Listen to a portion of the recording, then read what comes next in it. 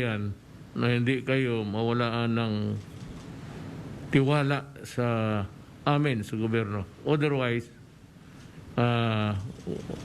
this nation would be in trouble. Alam mo, mga pera na sinasabi, billion-billion yan eh. Alam mo kasi itong panggobyerno, talagang hindi mo perfect. We're trying very hard to really comply with the law because it is the law. Ang problema, the vagaries of governance, hindi mo talaga maalis yung minsan, well, of course, outright corruption, yung iba naman, well, negligence. There are so many factors, omission or non-performance and all of these things would be reflected time and again. Basta kaninong administration, lalabas talaga yan.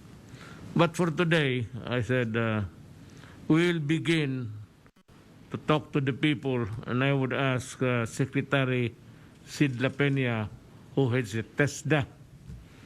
Ito rin isan, I think it was also, but it has a lot to explain. And parang na-flag rin. The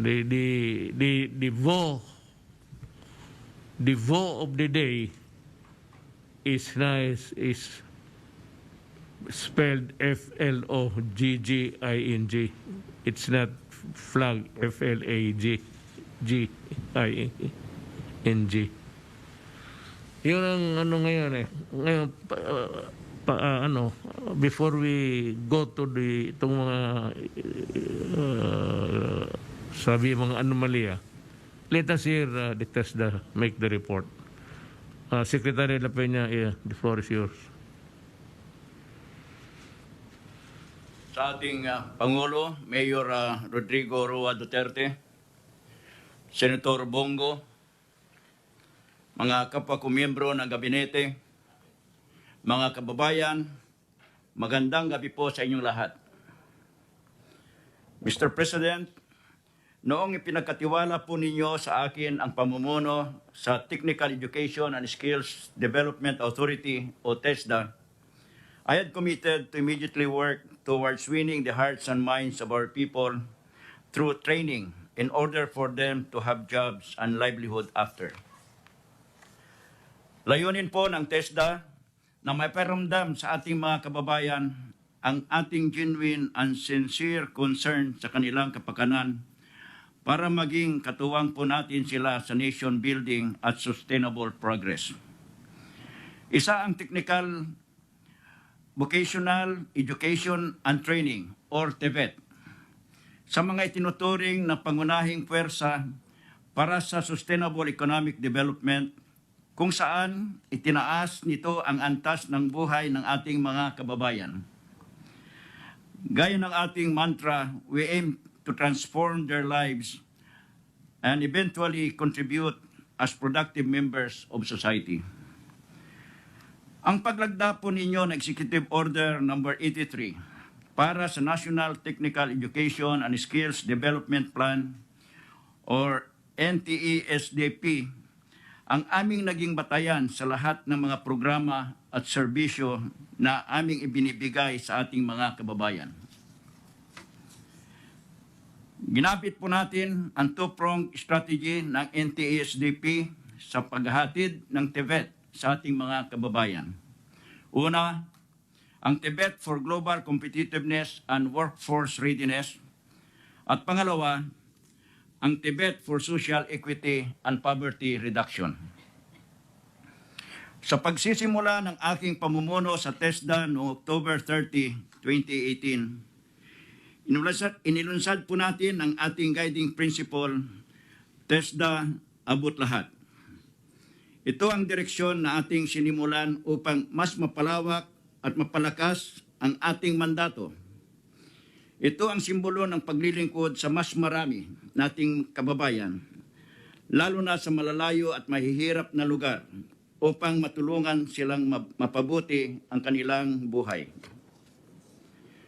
Mas pinalawig po natin ang sakop ng TESDA.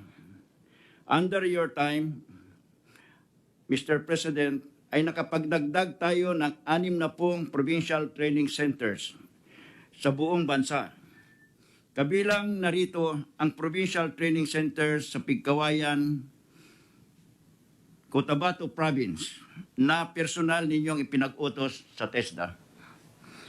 Mayroon din pong nadagdag na 3 regional training centers. Ito po ay sa National Capital Region, Region 12 at Caraga. Dahil sa aming layunin na mas maging accessible ang TVET, ang bawat rehiyon at probinsya sa buong bansa ay mayroon ng mga training centers ngayon sa inyong pong administrasyon. Sa paglagda ninyo sa Executive Order No. 70, ang TESDA po ay natasang mamuno sa paghatid ng serbisyo sa ating mga kababayan sa mga malalayong lalawigan at geographically isolated and disadvantaged areas or GIDAS.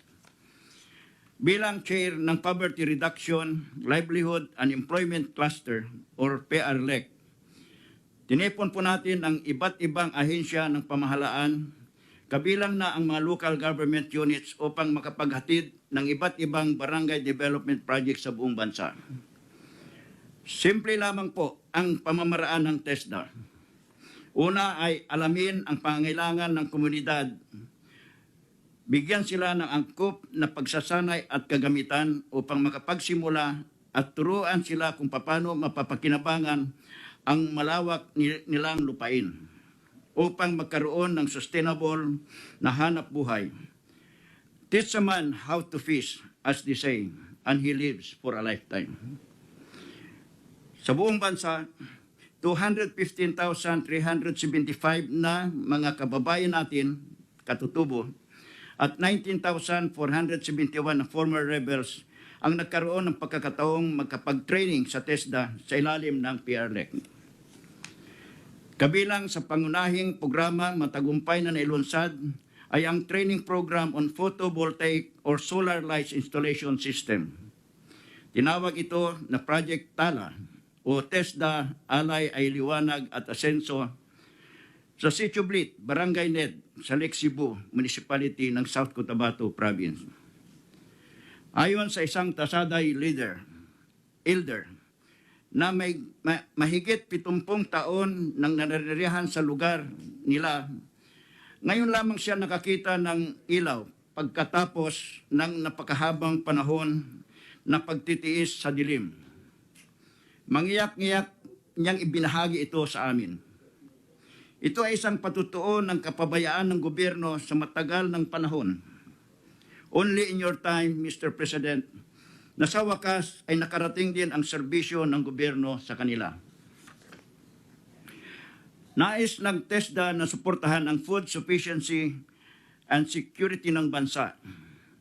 Kaya mayroon din po tayong training na agri-crop at livestock production para maturuan ang mga komunidad na maging productive ang kanilang mga lupain. Dahil dito, nagkaroon sila ng kakayahan na makapag-produce ng kanilang sariling pagkain. Sa pamamagitan naman ng Community Enterprise Development Models, natuturuan din natin ang ating mga kababayan na magbenta ng kanilang mga sobrang produkto para sa karagdagang kita. Isang matagumpay nating proyekto, ang Alabel Food Hub o bagsakan ng mga gulay at prutas sa Barangay Alegria, Alabel, Sarangani Province.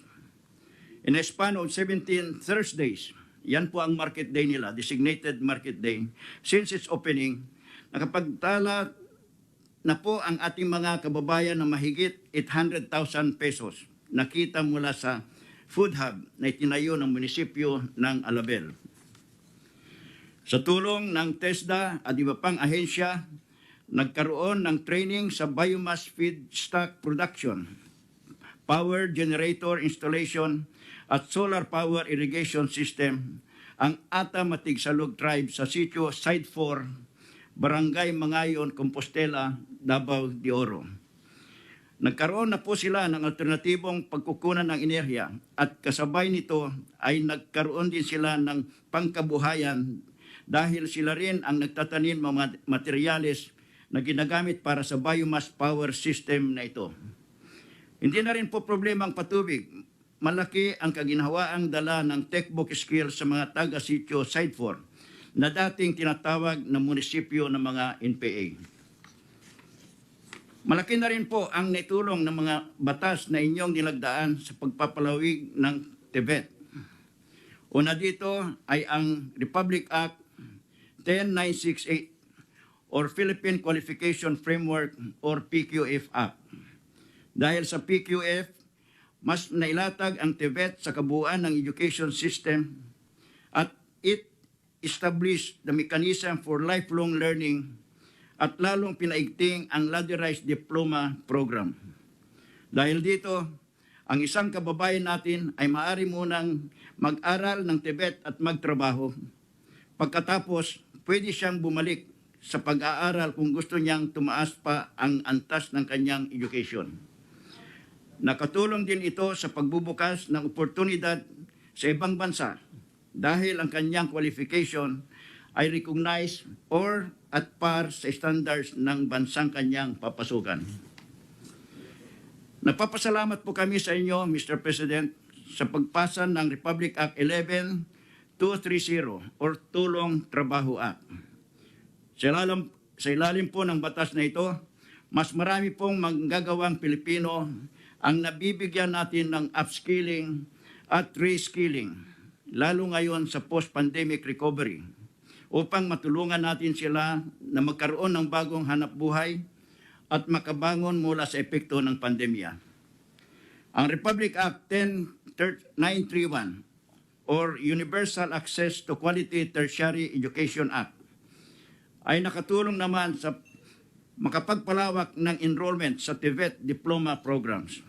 Ito ang magiging daan na sa pag-produce ng mga technologists and technicians na magpapatakbo ng ating mga piling industriya. Sa loob po ng mahigit 5 taon ninyong panunungkulan mula noong 2016, mahigit 10 milyon nating mga kababayan sa loob at labas ng bansa ang nakatanggap ng skills training mula sa TESDA. 9.8 million naman ang nakapagtapos at 6.6 million ang ating na-certify na skilled at competent sa kanilang mga napiling kasanayan. Ang employment rate ng ating mga graduates ay tumaas mula 71.87% noong 2017 to 84.15% noong 2019. Noong nakaraang taon, sa kabila ng pandemya, ay nakapagtalata pa rin po tayo ng 70.51% employment rate. Ibig sabihin ito, 7 sa kada 10 graduates ang nagkaroon ng trabaho o hanap buhay pagkatapos ng kani-kanilang training sa TESDA. 63.37% ay wage employed o nagkaroon ng trabaho sa mga kumpanya o opisina at 31.11% naman ang self-employed o nakapagtayo ng sariling negosyo, kasama na rito ang farming. Mr. President, we would like to emphasize that TVET is a wise investment dahil sa bawat tao na nakapag-aral o nakapagtatrabaho, nakakatulong tayo sa 5 panyang kapamilya upang maging productive members ng society. Bilang tugon naman po sa pangangailangan ng sektor ng construction ng mas marami pang manggagawa para sa Build program ng pamahalaan, 371,369 na individual ang nakapagtapos sa 63 construction-related courses ng ahensya mula 2019 hanggang ngayong June 2021. Sa kasalukuyan, ang agriculture ay isa sa priority sectors ng TESDA to ensure food sufficiency and security in the communities. Lalo po ngayon na patuloy pa rin ang pandemya. Kaya naman, ang paglagda ng ating presidente sa rice tarification law ay malaking tulong sa ating layunin. Sa pamamagitan ng Rice Competitiveness Enhancement Fund ngayong taon, ang TESDA ay nakapag-assist sa 21,075 farmers kabilang na rin ang kanilang mga dependents at iba pang farm workers. Under the Funds Rice Extension Services Program, nakapag-establish po kami ng 301 farm schools na nagpapatupad ng iba't ibang programa para mapalakas ang produksyon ng bigas at madagdagan ang kita ng ating mga magsasaka. Sinabi nga ni Secretary Dar ng Department of Agriculture, malaking tulong ang mga Tibet agriculture-related trainings ng TESDA upang dumami ang ani at kita ng mga magsasaka. Sinisigurado rin ng TESDA na mabigyan na angkop at sapat na training ang ating mga textbook trainers. As of July 31 ngayong taon, nakapagtala po kami ng 21,214 certified trainers at sila din po ay proficient sa blended learning mode of textbook delivery na ngayon ay talagang essential sa ating new normal state. Sa katunayan, maging ang ating mga katutubo ay nabigyan na rin ng pagkakataong maging community Tibet trainers. Ginagawa na po ito sa Davao sa pamumuno ni Dato Benito Bailuanan ng Sitio Side 4, kung saan pinamumunuan niya ang pagsasanay ng kanyang mga katribo. Ang ating mga uniformed personnel din po mula sa Department of National Defense at Philippine National Police ay nabibigyan din ng trainers training para sila ay makapag-conduct ng iba-ibang skills training sa lugar kung saan sila nakadestino. Ang training regulations ay napakahalagang parte ng ating textbook training programs. Ito ang basihan ng training upang masiguro ang kalidad ng ating mga graduates. Pinagting namin ang ating mga pagkipag-ugnayan sa iba't ibang ahensya ng gobyerno, private companies, corporate foundations, and industry associations. Kaugnay nito, isinasagawa din natin ngayon ang area-based and demand-driven TVET upang mas angkop at masiguro na ang mga programa ng TESDA ay tumutugon sa tunay na pangangailangan ng ating employers and industry partners at masolusyonan na ang job skills mismatch. Bilang pagtugon sa ating guiding principle na TESDA abot lahat, nagsasagawa rin po ang TESDA ng iba't ibang assistance programs sa mga kababayan nating naging biktima ng mga sakuna, trahedya o mga kalamidad. Nagsasagawa po tayo ng training co-production sa mga komunidad na nasunugan upang makatulong na may balik ang kanilang mga nasirang tahanan. Binibigyan din natin sila ng training sa ibang skill areas nang sa gayon ay mabilis silang makabangon mula sa trahedya. Nagsagawa din tayo ng relief operations sa assistance program sa mga nasalanta ng mga nakaraang bagyo, sa mga naging biktima ng pagsabog ng Bulkang Taal at lindol sa Cotabato. Ang mga beneficiaries sa mga skills training na ito ay nakakatanggap din ng training allowance na 160 pesos kada araw na nakakatulong din sa kanilang pang-araw-araw na gastusin. TESDA's operational plan in response to the COVID-19 pandemic calls for the implementation of flexible learning in the delivery of TVET. Inasahan po natin na ang face-to-face classes ay patuloy pa rin apektado sa iba't ibang parte ng bansa. Kaya naman ang TESDA ay nag-transition na rin sa flexible learning delivery arrangements na kombinasyon ng blended, distance, online at face-to-face learning na pinapatubad depende sa community quarantine condition sa isang lugar. Nang magsimula ang pandemic sa ating bansa, mas pinaigting at mas pinalawig po natin ang ating serbisyo sa ating mga kababayan. Una po rito ay ang pag-expand ng ating TESDA online program mula sa 60 online courses. Mayroon na ngayong 103 online courses na libre para sa lahat. Mahigit 1.7 million kababayan natin ang nag-register sa TESDA online program simula nung community quarantine noong March 2020 hanggang July 2021.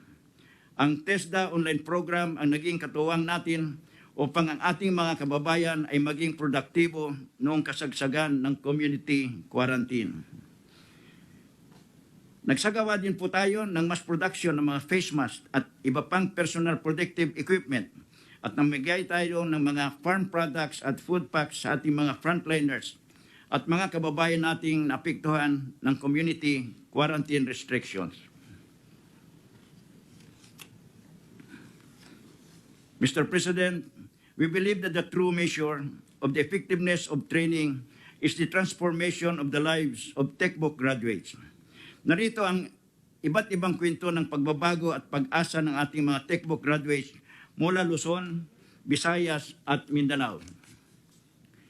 Si Heron Tanglao, Tubong Tanawan, Batangas, ang una nating tampok.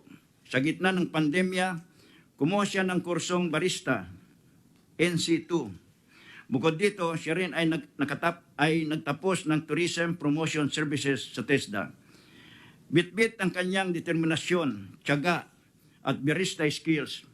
Ginamit niya ang kanyang quarantine bike at nilagyan ng sariling cart para magsilbing lagayan ng kanyang mga gamit sa paggawa ng kanyang produkto. Pagkatapos nito ay naging tuloy-tuloy na ang pagsikat ng kanyang coffee cart sa Batangas. Isa din sa mga naging successful na textbook graduate natin ay si Juminel Cucharo, 23 years old, Tubong Tacloban, Leyte. Isa ang pamilya ni Juminel sa mga nasalanta ng bagyong Yolanda. Ito ang nagtulak sa kanya upang isipin ang kanyang hinaharap at maging matagumpay. Kung kaya siya ay nag-enroll sa TESDA ng Automotive Servicing NC1 hanggang sa NC4. Bunga ng kanyang tiyaga at galing, isa siya sa mga pinadalang delegado ng Pilipinas sa ASEAN Skills Competition noong 2018 at World Skills Competition sa Kazan, Russia noong 2019 at nakapag-uwi siya ng Medallion of Excellence sa parehong skills competition at isa rin siya sa Best of Nation Awardees nitong nakaraang World Skills Competition. At ang pride ng Davao, si Ryan Cordova, kasalukuyang Lead Automation Control and Instrumentation Engineer sa Singapore. Graduate si Ryan ng Mechatronics Servicing NC3 at Industrial Automation sa Regional Training Center, Korean Philippines, Davao.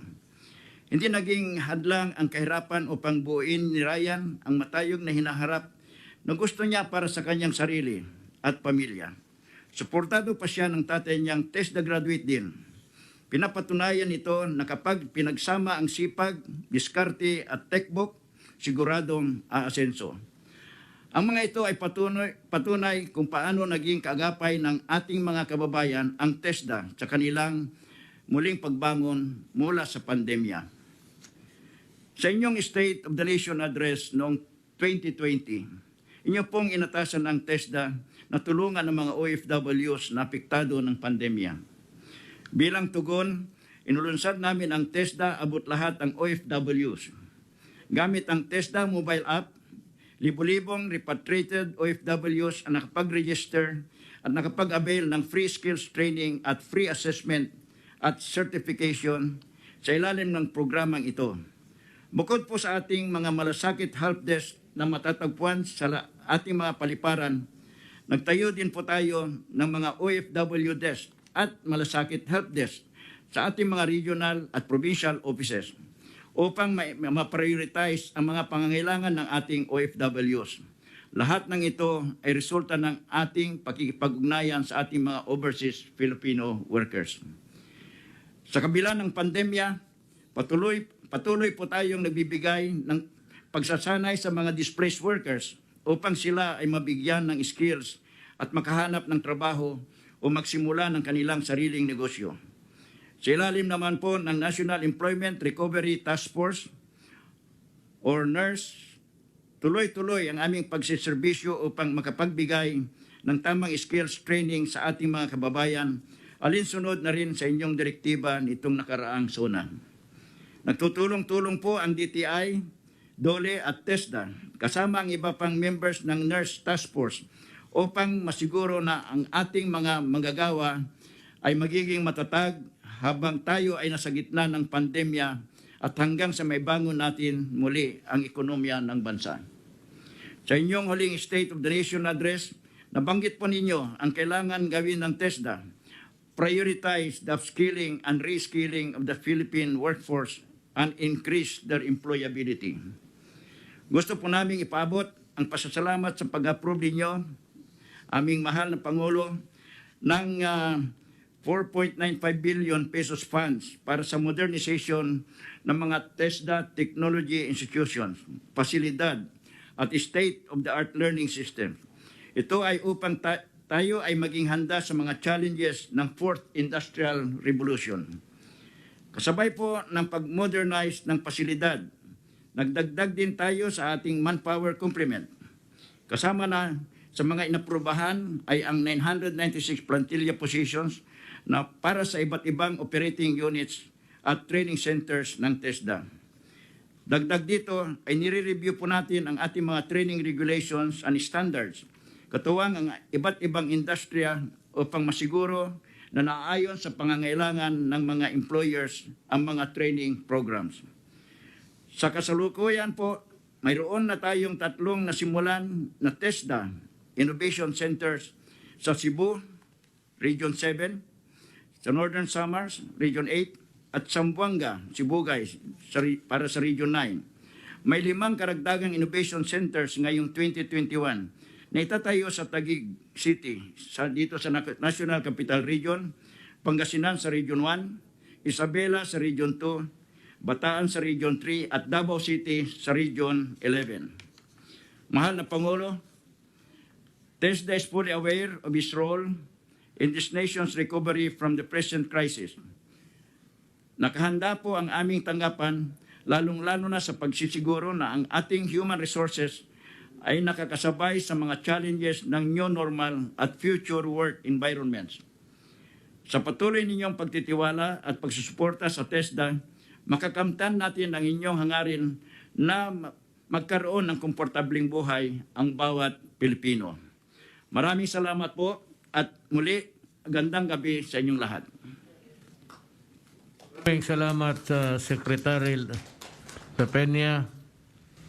Alam mo, I've been mayor. I was the mayor of Davao City for 23 years.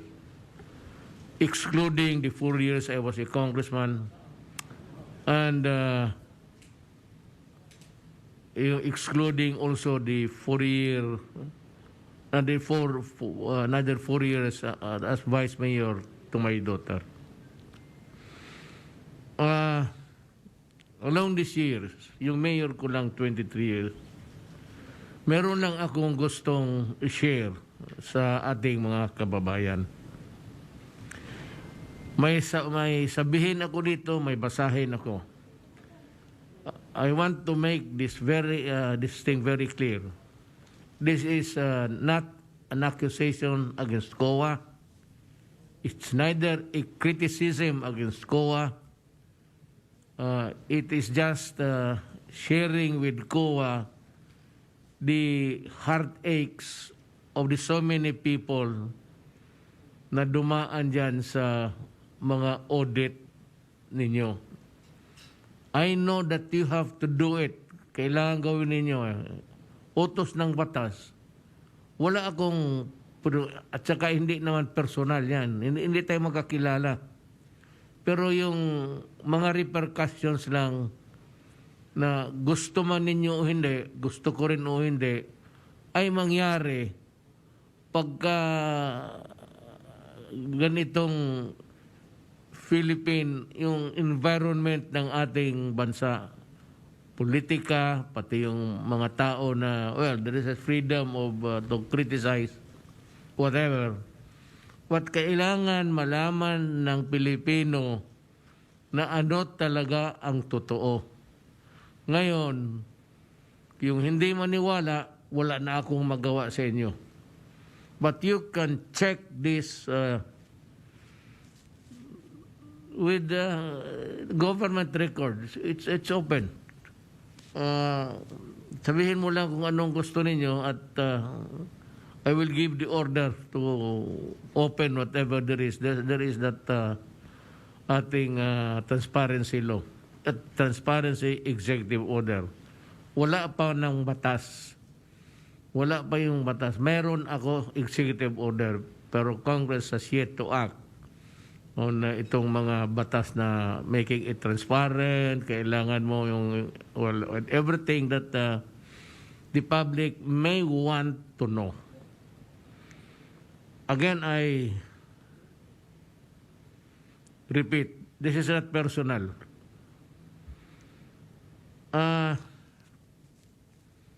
Pagka-mayor ko, in the 23 years, there have been so many audit, araw-araw, buwan-buwan yan. But yung may mga transaction sa gobyerno na ganon, pinapakialaman ng kuha yan. Not because gusto nila, pero trabaho nila, alam ko. But as early as about when I was on the first term, meron kaming binili. Alam mo, dito yung problema ng Pilipinas eh. I wanted to buy computers for my city government. For their use. Tapos noon, merong, I don't know why they have to do it. The less regulation, the less corruption. More regulation, more corruption. We were required to go to the National Computer Center to get their approval for a government local unit to buy. Kaya gusto ko sa panahon ko, alisin ko talaga yan. Bahala na ibalik na kung sinong susunod. I want less regulation. Yung pakialam ng mga regulators, dapat, hindi naman i-control. But this is what happened. They filed the case against me doon sa computers. Kasi hindi ako sumunod doon sa National Computer Center. Kasi ang gusto nila, kanilang brand, mahal. Pero isang computer corporation nag-offer, mas mura. Halos about, hindi naman one half. Pero mababa. So sabi ko, as a lawyer, hindi ako susunod. Why should I buy an expensive one when I buy 2 for 1 dito? Sabi ko sa kanila, hindi ako susunod. Eh, yung pagka-abogado ko, sabi ko, basta alam ninyo. As long as you know, at saka nandyan yung mga computer. Alam mo, when I tried to, yung transaction, I wanted yung delivery kaagad. Alam mo, gano'n ako sakit ko. Pinaila nila ako ng kaso. Sabi ko, sabi nila na illegal gano'n. Sabi ko, ibahin ko. I will come up with another contract. Madali lang no, wala namang final. Anak, yung audit na, alam mo, ang audit na yon umabot ng Supreme Court. I was exonerated on all counts. Pero ang nagastos ko, butit na lang yung mga abogado, mga kilala ko. Pero ang gastos ko, easily. Yung isang trabahanteng gobyerno na mademanda doon, gastos yan. Pagka mga treasurer, auditor, governor, milyon yan. Hindi ka magbigay. Abogado lang, tapos yung pabalik doon. You must be present during the... Pero ito hindi umabot sa talagang full hearing. I went up by certiorari. So I was, sabi ko, on all fours. Tapos next, about medicines again. Ako mismo, bakit ka magbili ng mahal ito? Pareho lang naman ito. Generic and branded. It has the same effect on the body. Ba't dadaan ba ito ng gobyerno yung FDA kung generic? Gusto na. Pinala nila ako ng kaso. Umabot ng Court of Appeals. Exonerated ako. Then the third, alam mo, mayor ako. Alam ng taga Davao lahat, pati yan si Congressman Nograles, lahat ng tao sa Davao, every Christmas, nagpapakain ako by sectors. Christmas party. Gratis sa gobyerno. Papakain ako ng police and military. Alam mo, andyan si General Peña yun. Then, pabaan ako sa disabled. May pakain ako isang gabi for commercial sex workers. Biniblow out ko yan sila lahat. About mga 4,000. Tapos bigyan ko ng tag-1,000. Pera ng gobyerno. Basta audited na, basta alam saan lang pumunta ng pera. Ngayon, pagdating dito sa teachers, maraming teachers. Mas marami pa sa sundalo yan. Kaya nagpa-party ako sa kanila for 3 nights separate kasi hindi ma-accommodate ng isang not big enough. Alam mo, dinamanda ako ng kalaban ko sa politika, still around. Pinaila na naman ako ng kaso. Umabot na naman kami sa punta ako ng Supreme Court. And to think that mayor ako, at least kung makakaso ako, yung aeroplano, mag-official trip ka lang, alam mo, pag nademanda ka, and it is part of your duty, siyempre pupunta, patatawagin ka ng sandigan, pupunta ka talaga doon. Ngayon yung bakit, ito bang krimen na ito, akin ito sa gobyerno. I'm just doing what the law allows me to do. Yan ang aking personal experience. Masakit yan kasi, alam mo, 8 out of 10, paglakad ka ngayon dyan sa daan, ay, hamunin ko kayo. Yung bang report ninyo na nabasa ninyo sa newspaper, sa radyo, anong tingin ninyo doon? Wala, korupsyon. Mga commentators, political commentators dyan sa radyo, mga kurako. Alam mo, ang totoo niyan, ang DOH walang pera. Ang pera, DBM.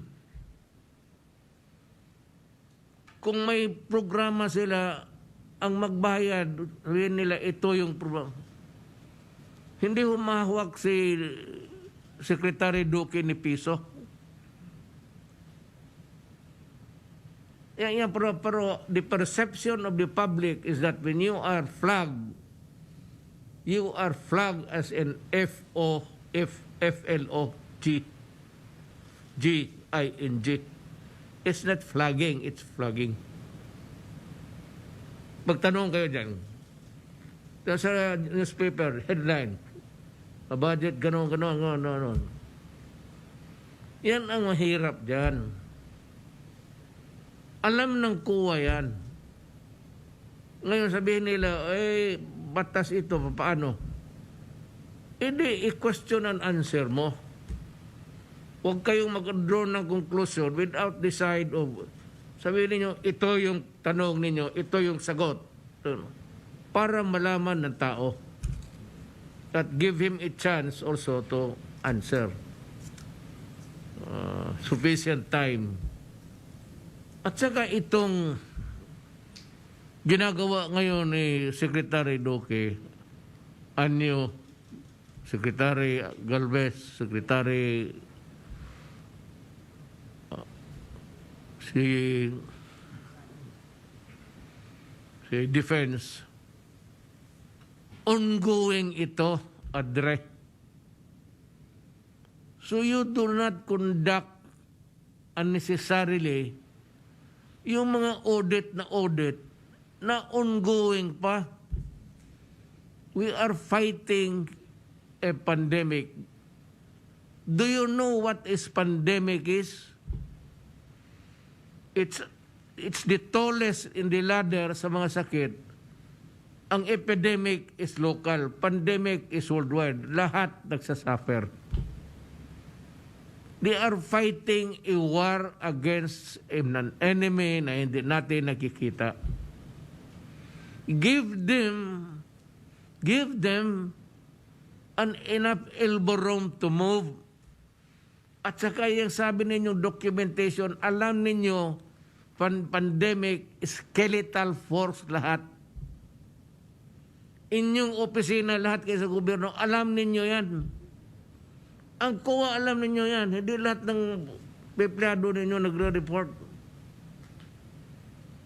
So, ang documentation, hindi mo makaagad-agad kasi i-validate mo pa, bili ito, at magkuha ka pa ng validation.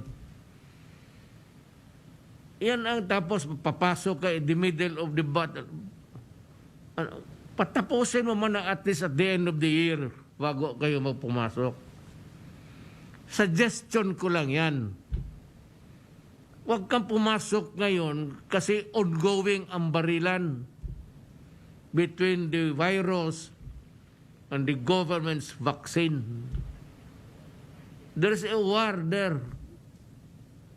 Huwag ka basta bigla ka lang pumasok, mag-conduct ka ng timing ninyo. At you have to make over yung sa report ninyo na gano'n. It has to be, sa una, this is not an accusation. There is no money involved here. Wala ang money. Ang Congress is complaining na hindi ginamit. Hindi nga basta-basta ma-implement ang program. Walang tao. Walang opisina dito that employs thousands of personnel who will go out to implement a program of government. Tapos, if you try to validate, sino ngayon? Galing sa opisina, skeletal force lang. Yan ang mahirap. Ang experience ko sa inyo is 3 beses. 3 beses ko kayo na-review. Tapos magkano ang gastos ko? And the humiliation. You go there, appear before the court, and you are read the information. Tapos you are guilty or not guilty. Bayaran mo, abogado mo, at least yung gastos niya. Alam mo kung magkano ibayad mo sa, bayaran mo lang ng 1,000. Ang iniisip ko lang, yung mga empleyado, na kagaya ng maraming beses ito, mayroon dito nagsuicide. Alam mo yung mga treasurer pati auditor, magpagpirma lang yan sila kung wala naman sila nakita na masama may contract. Pagdating sa demandahan, kasali sila. Kaya kasi ako mayor, nakita ko, hindi taga Davao City, pero kilala ko kasi politiko tatay ko. So sabi ko, ba't ka nandito? Yung barong pa niya na butas-butas. Sabi niya, alam mo, Mayor, ganito. Kakaawa, utang pa pamasahin. You do not appear when the case is called.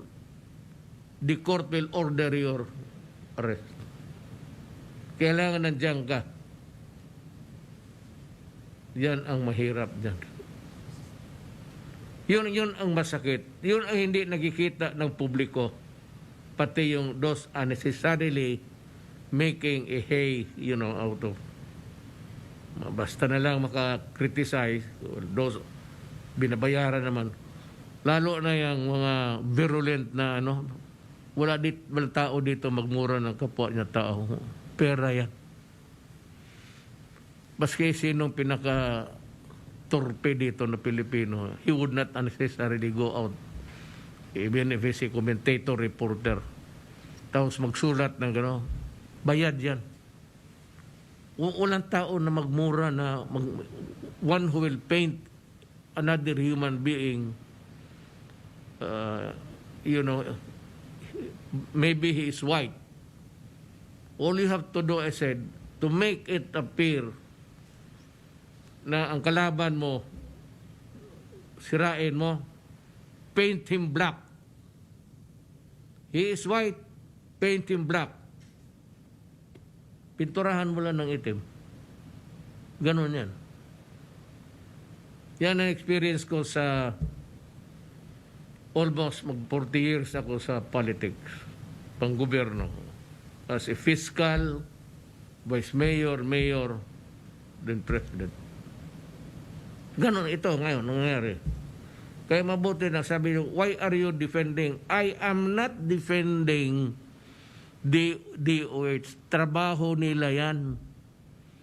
And we are governed by the rules. Hindi ako, I'm not defending because they are not being accused of anything. I'm just sharing my opinion. Kasi kagad, Duterte is defending DOH from anomalies. Putang ina, anong anomalies yan? Sabi ko nga, hindi man sila nagbabayad. Ang DBM man. Yan ang problema. Yan ang masakit sa kapwa ko taga-gobyerno. All government officials. Ang Congress, hindi nila pakialaman lang ng Congress ang kuha. I am sure, takot kayo sa Congress. Kasi pagdating ng budget, bigyan ka lang ng piso, tapos ka na. Pero dito kayo, bugbugin talaga ninyo ng well, I said, it is not, alam ko, walang malisya. You are just doing your duty. But in making the report, kindly reconfigure everything. And sabihin sa una, at the first instance, pag ma-interview ka, sabihin mo na kaagad, there is no corruption here because there is no money involved. Ang pera nga hindi na utilize. Gusto ba ni Duque gastusin niya lahat isang araw? Wala siyang programa na sufficient tao. 1,000 doktor, 10,000 nurses. Wala siya niyan. So anong gawin niya? Di kung ano lang ang kaya ng manpower ng opisina niya. Just like the military. Kung papasukin mo sa isang lugar, alam mo na meron niyang 50 o 100 MPA, papasukin mo lang ng isang alam mo itong NPA, they can choose the time and place of where to attack. Itong military, hindi na alam. You have to rely on intelligence. Ganun yan sa same sa trabaho. Pagsabi, ba't unspent? Ba't hindi nyo ito si Duque, naiwan. Bakit niya ginastos? Maraming programa. Alam ko, presidente ako. Ngayon, can he implement it? He can. But at what cost? Inadequate and unsatisfactory performance. Kasi wala ng tao. Bigyan mo si Duque ng 1,000 doktor, wala na tayong problema dyan.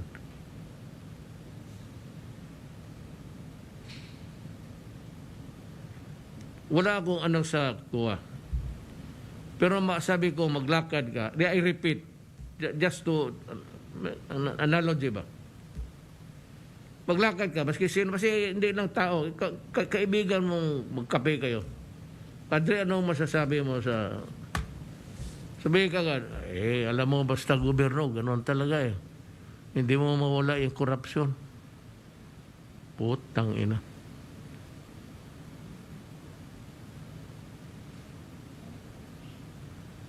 Kaawa naman yung mama. Gusto nila, do you want me to fire Duque, Secretary? Gusto mo paalisin ko?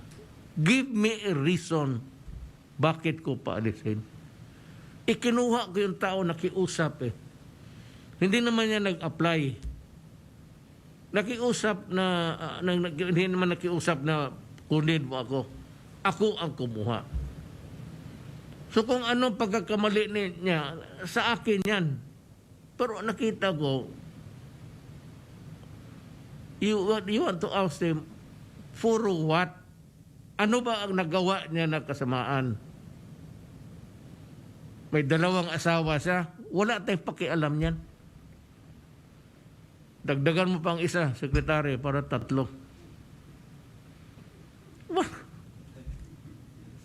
Ang alam dito is just corruption and dereliction of duty. Yan. Failure to perform a task required by law. So I have to make some suggestions, but I'll go straight to what I intend to communicate to our people about the recent issues of COA's audit reports on DOH and other agencies under the Executive Department, as well as my earlier reactions. I know it has drawn so many criticism, and tonight I would like to set the record straight once and for all. I am not prepared to. I would be doing a great injustice. Alam mo bakit? Ako ang kumuha, ang performing. Pag pinaalis ko yan si Duque, lifetime sabihin yan. Alam mo, pinaalis yan dahil may corruption sa ano. Just imagine the injustice that you inflict on your another fellow human being. Hindi ako ganon. Kung mag-perform ka, ngayon, kung mag-knockout ka dyan, pwede pa kitang ipapatay para tapos ang problema ko. Katapos niyan, pakulong ako. Okay lang man yan. Matagal naman rin akong sanay dito sa labas, baka sa loob, ublo ang tawag dyan. Mga priso, when they say, munting lupa, pasok ka sa loob or wag sabi, ublo. Baliktarin nila, ublo. You can spend your time. May 76. Gusto ninyo magpreso ng itito? Okay. Kayo maghugas ng irinula ko. But that time,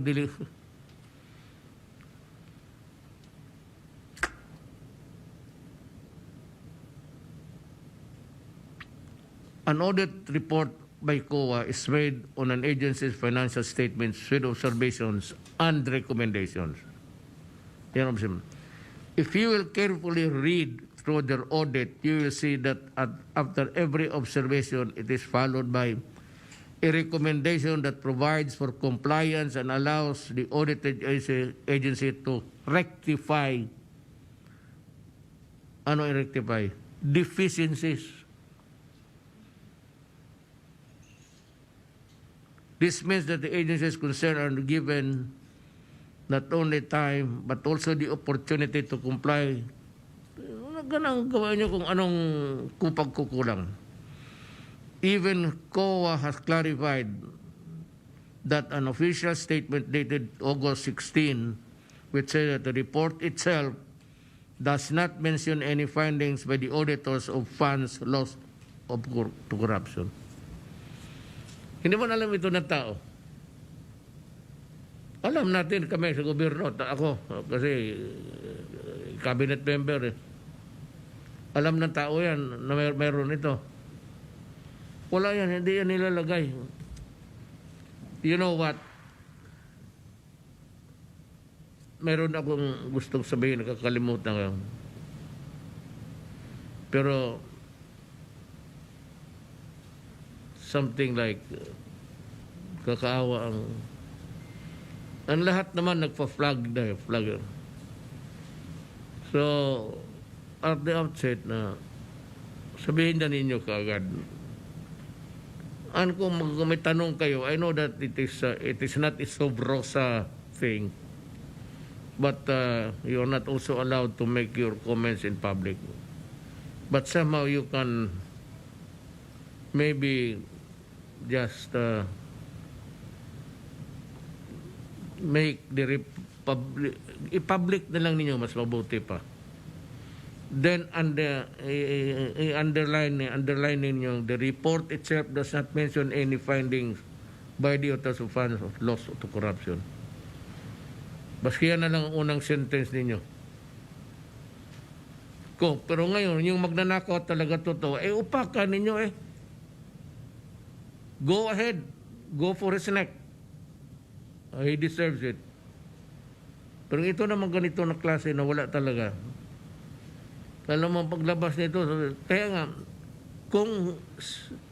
if I will dismiss or oust or whatever you want, whatever adjective that you want to, anong gawin ko ito? Sabi nila, against all, okay. Ako, baski buong Pilipinas, plus kayo, ako minus. Mag-isa ako. I can go down, but with my values and principles intact. Prinsipyo yan Hindi yan, wala si Duque, he's not even a campaigner. He was not even there during the elections, sama-sama. But, fairness is kailangan. At ako yung tao na hindi.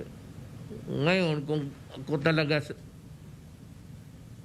sabi ko nga sa military pati police, ito ang order ko, go for the criminals. Destroy their apparatus. Then I go public.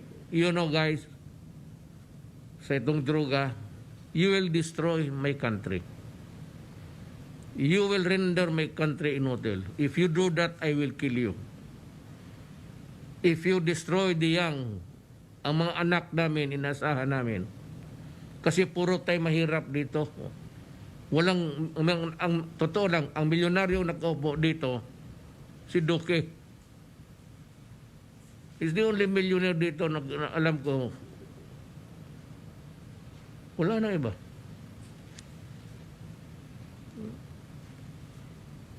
Yan ang So, I'm sorry but I said, baski mag-isa na lang ako, I will stand for Duque. Even if it will bring me down. Sabi na pagkatapos na ito, hindi na popular si Duterte yung mga rating niya magdoon. Look, tapos na ako. The rating does not really matter to me. Ang gusto ko lang magtrabaho ng matino, and whatever judgment you have for me, I don't give a shit. Basta ako, I will stand by my values. Hindi ako mag-ano ng tao na walang, for all times na yan, si Duque, dating pinaalis sa gobyerno dahil ng anomalya. Kung gawain ko sa inyo yan, or if it is done to you by in other times and other places, maligayahan kayo. Yung mga critics, gano'n. What have you really gained from destroying the reputation of a person? Alam mo, ang reputasyon, mahalaga yan. But at the end of the day, ako, sabi ko, may mga values, may mga prinsipyo sa buhay na I hold strongly in my heart. Baski na akong isa na lang at lahat na gusto na kalaban ninyo si Dug. Tatayo ako para sa kanya. Sabihin ninyo, ang rating ko magbaba. Di ibaba ninyo ngayon. Wala akong problema. I can go as 10. What do I really care? Basta magtrabaho lang ako ng matino. At the end of the day, when I face my family of dinner, tapos kadasal ako, ang dasal ko, maiksi lang. Please guide me, Lord, and protect my country. Give us the things that we need. Hindi na ako nagdadasal ng sarili ko. Presidente na binigay nga sa akin ng Diyos. Sabihin ng Diyos, tangina mo, karami mong dadal, binigay ko na sa inyo. Marami ka pang ungol dyan. I say that help me in my quest for not perfection, in my quest sa pagsisilbi. Ngayon ang bakuna. Sige nung bakuna, walang bakuna. Walang supply hanggang ngayon.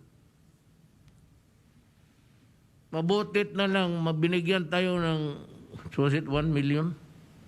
I'd like to thank China. Binigyan na naman tayo ng 1 million doses. Kita mo? Na ngayon itong mga gagong, itong Quisha, si Albert, Trillanes, kung sinabi tama sila tapos sumunod ako sa kanila, ang unang bakuna wala tayo. Sinong nagbigay? China. Talagang pagputok ng pandemya, wala tayo zero, alam ko. Kaya ulitin ko itong story na to. Tinawagan ko si President Xi Jinping. Sinabi ko, Mr. President, my country is poor.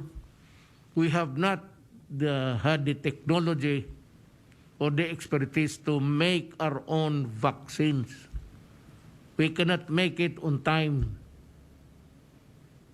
Can you help me? Please remember my country. Sabi ni Xi Jinping, do not worry, we will help you. Hanggang ngayon, baski isang boteng Coke, walang hiningi ang China.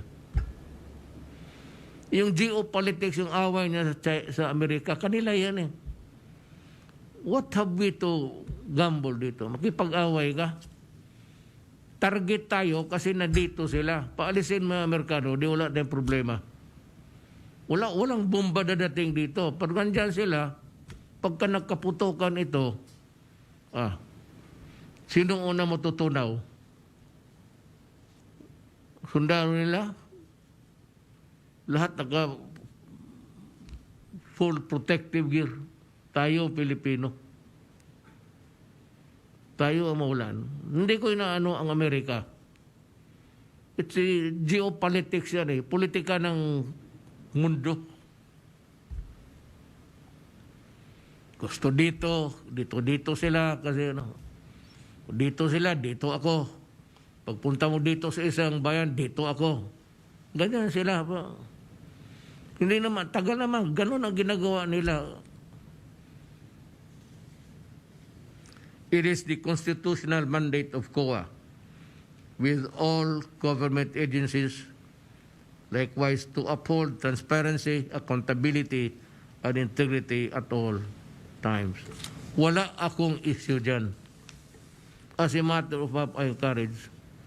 Ang sinasabi ko lang, ito si Yung Heidi Mendoza. Nandiyan naman siya noon nang demanda ako. Many times over. Ngayon, sabihin ninyo na huwag naman ninyong siraan yung na-demanda dahil sa report ninyo.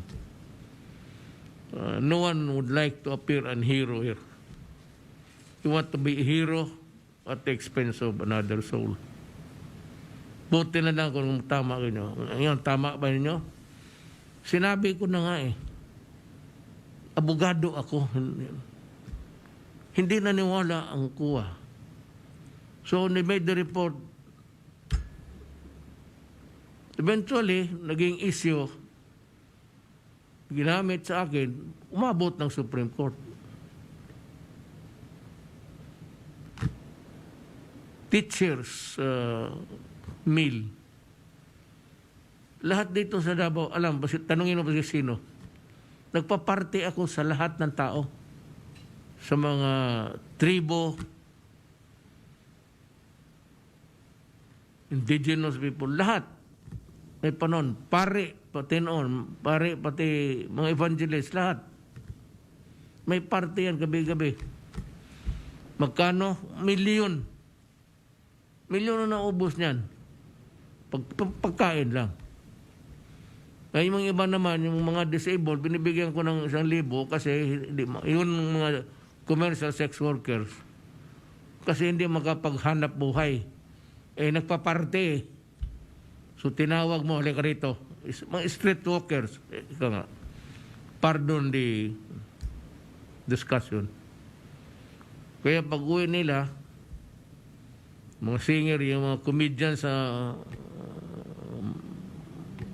Manila, yan. Di naman kami but pumunta kami ng Mindanao because pag nag-migrate ka, ibig sabihin naghanap ka ng greener pasture. So alam ko ang buhay. Hindi kayo maniwala, sabi ko sa inyo. Na-demolish pa kami noon. Santa Ana, itong Santa Ana ngayon was just a wetland, pagat-patan sa Bisaya. Pero so over time, develop, tinatambakan yun. That is what Davao is today. We came here mga 1949. Wala kaming nothing at all. Kaya alam ko nung na mayor ako, I can mag-usap. Alam ko kung rip-off yan, naghingi ng tulong na alam ko yung iba. Mahirap naman. Magkano sakit-sakit. Kailangan ko, magkano kailangan mo? Kailangan mo 500. Bigyan ko 200. Iyon na yan. Reserve your bola. Huwag mo na akong bola na magbalik ka dito, bigyan kita. Pero hindi na yan.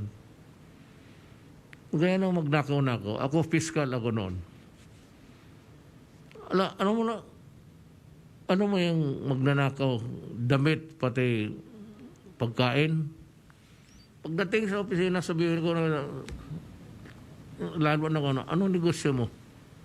Mayaman ka. Kalimutan mo na yan. Total kapagkain yan Damit. Kung ayaw, sige, bayaran ko. Ako magbayad. Magkano yan? Sabihin mo 100. Ito, 50. Okay na. I-dismiss ko yung kaso. Dinidismiss ko talaga. Pag kayong mga lalo na mahirap, magnakaw ako, nanakawan ako ng damit. Nakita ko pa suot-suot ng gago.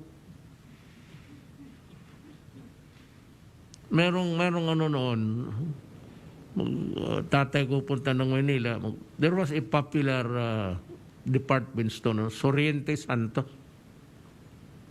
Meron Soriente Santos department store. Kaya hindi sa mahal, kung hindi doon binili. Kaya ninakaw ng buang, alam ko na kaagad akin yon. Tinignan ko na lang. Nagsasayang ng sapatos din sa... Pakialam mo pa yun.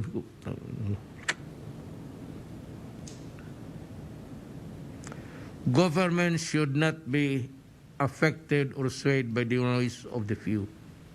Conundrum. Yung... We should perform our sworn duties to the people, including transparency and accountability. If you think that these events surrounding the audit reports on various agencies under the executive department will distract us from our mission to save our people,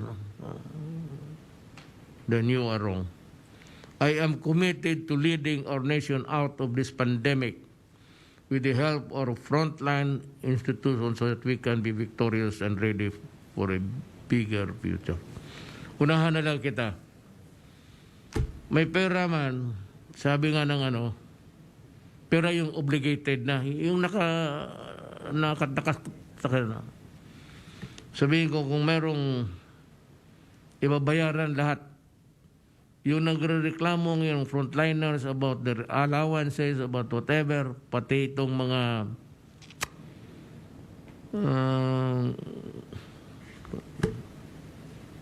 sinsa na matanda na yung presidente nyo, siya nakuha sana kayo ng bata. Itong volunteers na magbakuna, sabi ko I am now ordering, this is an order, Secretary Duque. Bayaran mo. Use whatever money there is. Bayaran mo yung hinihingi ng mga nurses. Both in government and those outside of government na volunteers. Ito mga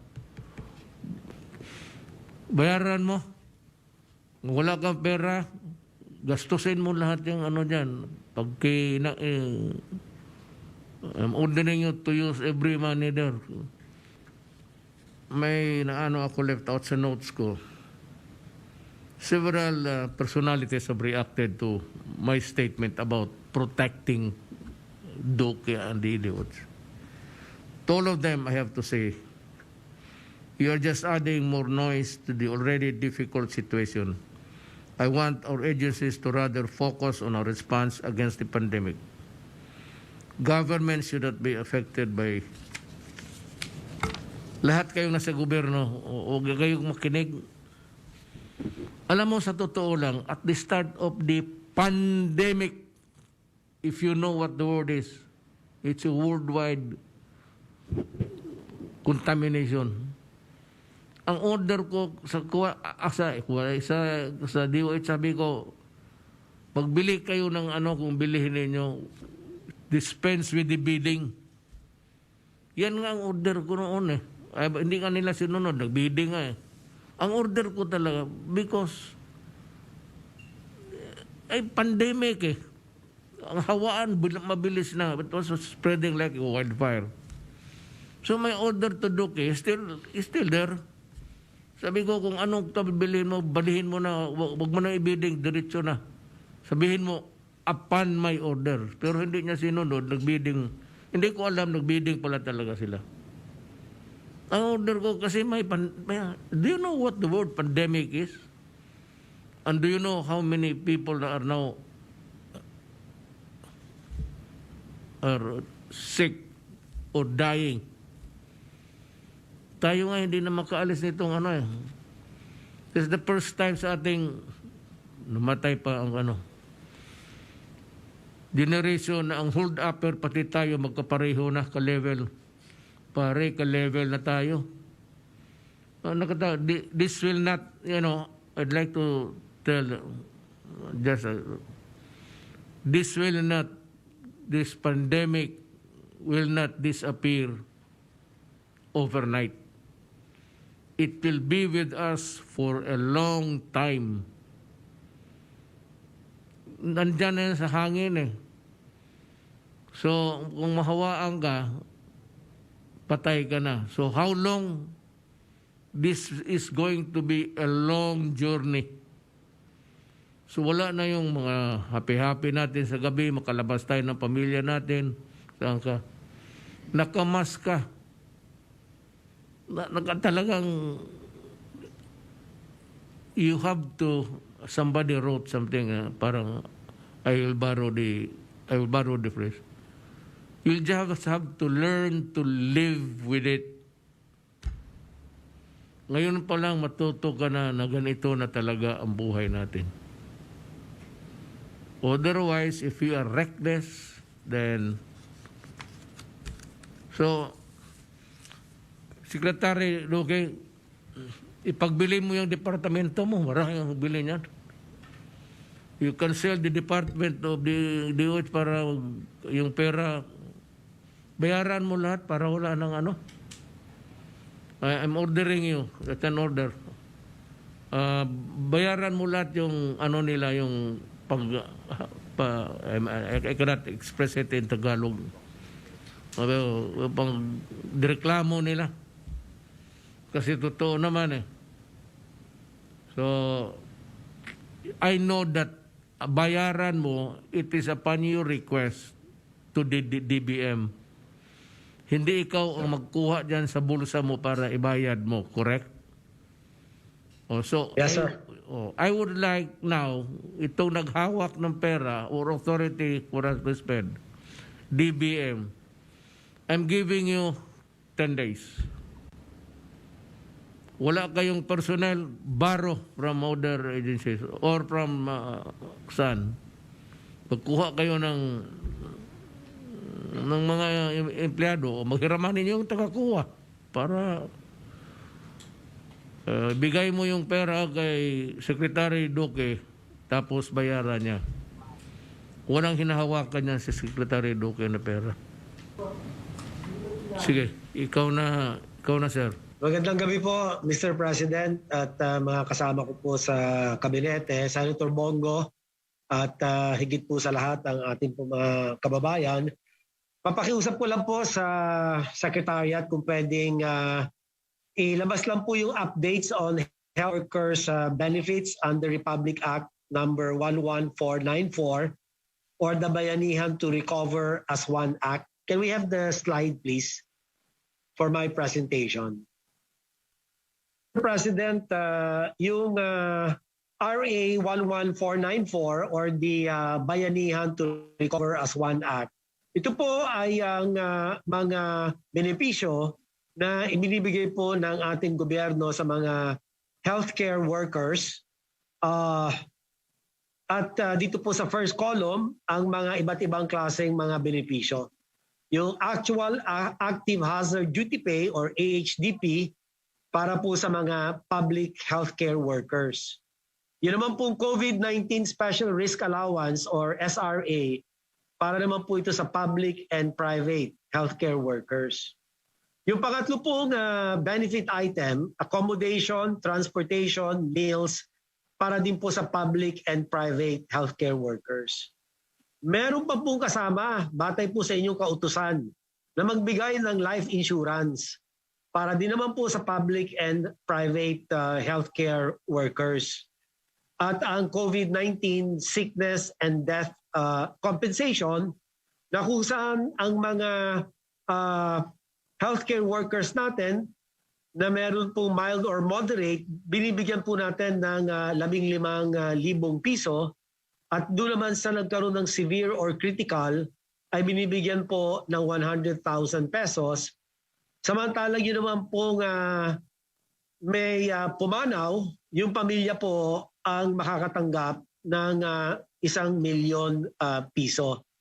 So, balik ko lang po doon sa actual hazard duty pay. Ang particulars po nito ay ang binabayad 3,000 month covering the period of September 15 to December 19, 2020. Samantalang yung pong SRA, ang formula po rito, ang bayad nila 5,000 per month at ang period covered September 15 to December 19, 2020. Ngunit ito po ay na-extend natin until June 30, 2021. Yun naman pong mga related issuances are in support of the implementation of this Republic Act number 11494, meron po tayong mga issuances, OP, Administrative Order, para sa actual hazard duty pay, ang DBM DOH Joint Circular.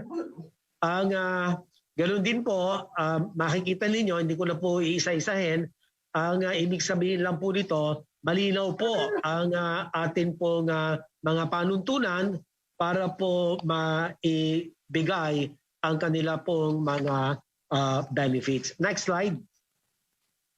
For the provision of the actual hazard duty pay, ito pong frontline healthcare workers shall refer to medical, allied medical, and other personnel in the public sector who are involved in the national healthcare response to mitigate the transmission of COVID-19 and prevent further loss of lives, as in AO number 35. Doon naman po sa provision ng SRA, public and private healthcare workers shall refer to medical, allied medical, and other personnel who directly provide treatment and support care to COVID-19 patients as reflected in AO number 36. Next slide, please. Dito na po makikita ang pondo na ating pong ibinayad para po masakupan ito pong mga benepisyong akin natanggap. So dito po sa first column, makikita yung benefit, tapos yung period covered September 15 to December 19. AHDP, Mr. President, ang atin pong na bayaran, we obligated 3,357,053,616. At ang benepisyaryo po nito ay 384,159 healthcare workers. So halo-halo na po yan. Nurses, doctors, mga medtechs, lab techs, etc. Dito naman po sa... pero ito po sa actual hazard duty pay, ang malinaw po dito, yung actual na talagang na-expose po sila. Dito po sa patient care. At ito naman na special risk allowance na 3,210,833,000 thereabouts ay ang nakatanggap na po rito, Mr. President, 306,314 healthcare workers. On top of this, meron po tayong provision of accommodation, meals, and transportation na nagkakahalagang 1.26 billion thereabouts. Ang benepisyaryo po nito ay umabot sa 103,096 healthcare workers. At meron pa nga po yung life insurance na umaabot ng ang binayaran po ng ating gobyerno ay 16,269,000 thereabouts. At ang katanggap ng insurance na ito ay 32,281. Yun naman pong pangalawang benefit period covering December 19, 2020 hanggang June 30, 2021. Meron po tayong special risk allowance at dito po ang naibigay po natin ay 7.12 billion thereabouts. At ang nakatanggap po naman dito ay ang mga healthcare workers na 379,117. Ibig ko lang pong bigyan din na ang pagbibigay po ng special risk allowance ay qualified po ito under the law. At ang sinasabi po doon, yun lang po makakatanggap ay yung meron pong direct patient care, no? Direct care of COVID cases, no?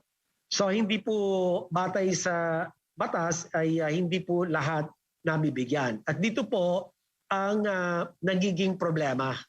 Kasi marami pong mga healthcare workers na nagrereklamo at sinasabi nila sa isang hospital, halos para-pareho na exposure namin dyan dahil may mga COVID dyan.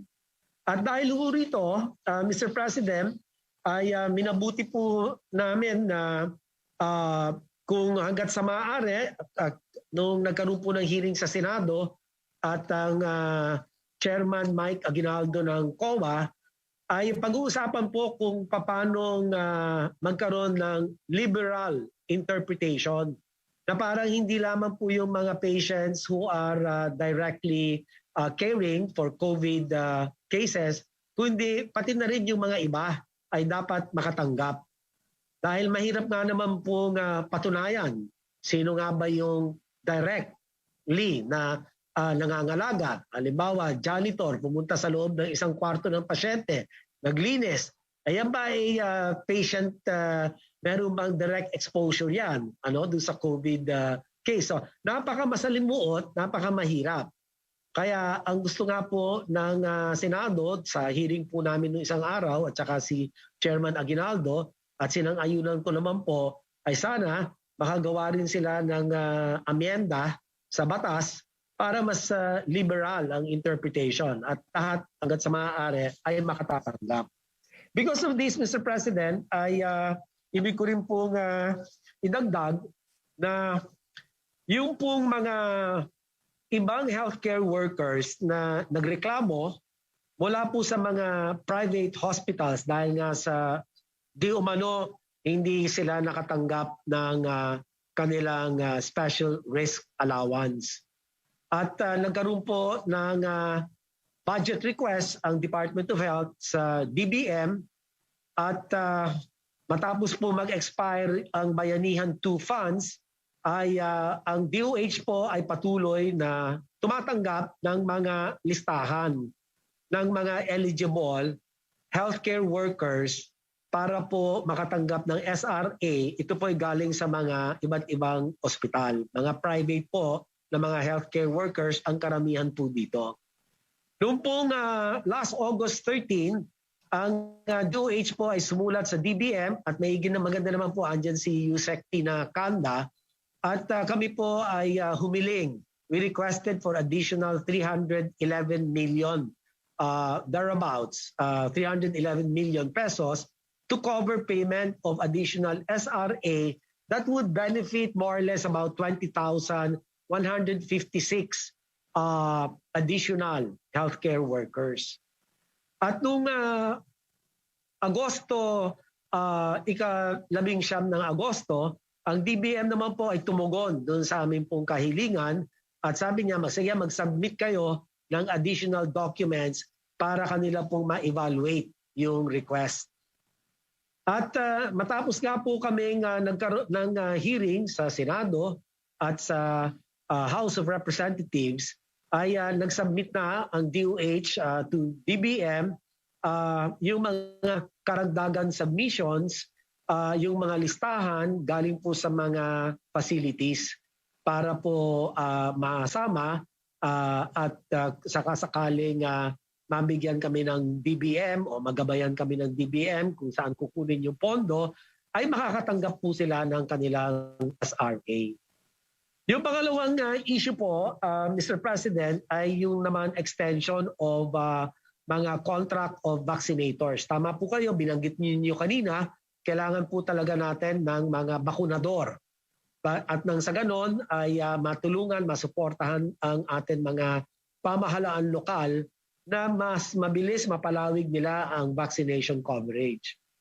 Noong pong July 9, ang DOH ay humiling. Nag-request po kami ng 3.6 billion, thereabouts, additional funding support to cover renewal of contracts of human resource for health personnel under emergency hiring at kasama po rito yung request ng 4,800 health workers para po sa vaccination program ng ating pong gobyerno at ang katumbas po nito ay about 2.03 billion pesos. Noong pong last July 21, ang DBM naman po ay tumugon sa amin at binalik yung amin request. Sabi, yung pending DOH submission of documents at yun naman po amin sinunod as of July 26, pinadala po namin sa DBM. At nag-follow-up letter po kami noong August 5 para po mapagpatuloy ang serbisyo nitong mga healthcare workers from September to December 2021. Ang panghuli na lang po na isa rin na matunog na issue patungkol sa mga COA observations, no, ay yung 59 billion na sinasabi nilang unutilized DOH funds.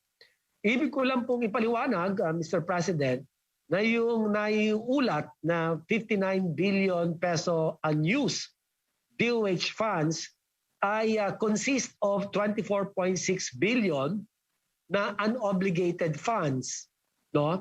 Na ito'y dinagdag doon sa obligated but undisbursed, hindi po na-disbursed na funds na 34.5 billion pesos. At ito naman po, ang funding sources ay 2019 CONAP at saka yung pong 2020 GOP.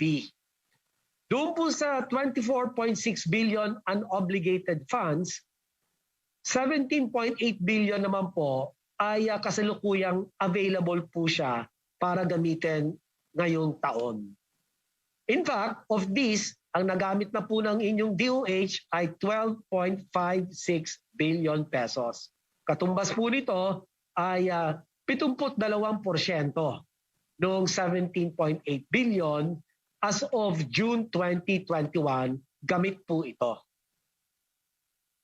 Bahagi din po nito ay inilaan para po sa procurement ng medicines at ang pagbayad ng mga sweldo at benepisyo ng ating mga healthcare workers. Doon naman po sa natitirang 7.19 or 7.19 billion, kami po ay humiling or we requested for reissuance from DBM of SARO for 4.7 billion under the Foreign Assisted Projects or COVID response. Samantalang yung 2.4 billion, ito po yung napaso. LAPS is our funds from the 2019 GAA and from Bayanihan 1 and some other laws. By operation of law, nag-lapse po itong mga ito. Ngayon, mapunta naman tayo, panghuli na lang po doon sa 34.38 billion unpaid obligations. These funds were obligated before the end of 2020. At ito po ay gagamitin. Pambayad po sa mga goods and commodities pending deliveries. No? Naantay pa ho yan, yung mga deliveries niyan. At bayad din po yan doon sa mga infrastructure projects for completion all for this year. So hindi po ito parang nasayang na hindi nagamit. Tinagamit po ito. Ang mayorya, ang malaking bahagi ng budget na ito ay magagamit pa rin po dahil hanggang 2021 naman po ang kanyang application. So yan na lamang po, Mr. President, ang ibig kong iulat sa inyo at kung may katanungan po kayo dyan ay pwedeng masagot ko po yan at andyan din po si Yusek Leopoldo Bong Vega, Yusek for Administration and Finance. So maraming salamat po, Mr. President, sa pagkakataon. Salamat po. Okay. May I make some statements for the public? This is in connection or a clarification of the alleged high-priced masks and face shields and the DOH transferred funds to the procurement service, PSDBM.